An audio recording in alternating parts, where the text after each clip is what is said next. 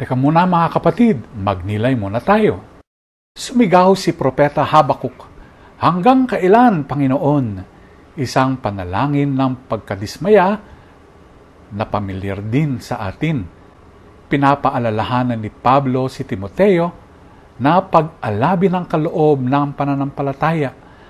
At sinabi ni Jesus na kahit pananampalatayang kasinliit lamang ng butil ng mustasa ay makapagpapaugat ng puno. Maliit man, makapangyarihan ito. May kakaibang halimbawa sa kasaysayan na lamban ninyo.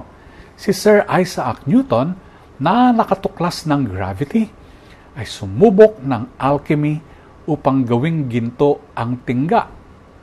Alam nyo, sa kabila ng kanyang talino, nabigo siya. May hangganan ang tao. Ngunit, ang pananampalataya, kahit maliit, ay nagbubukas sa walang hanggang kapangyarihan ng Diyos. Nais na mga alagad ng mas maraming pananampalataya. Ngunit pinaalala ni Jesus na hindi ito sukat, kung hindi tiwala. Tulad ni Habakuk, maaari tayong magreklamo. Tulad ni Timoteo, dapat tayong maging matatag. At tulad ng mga alagad, dapat tayong maging mapagkumbaba.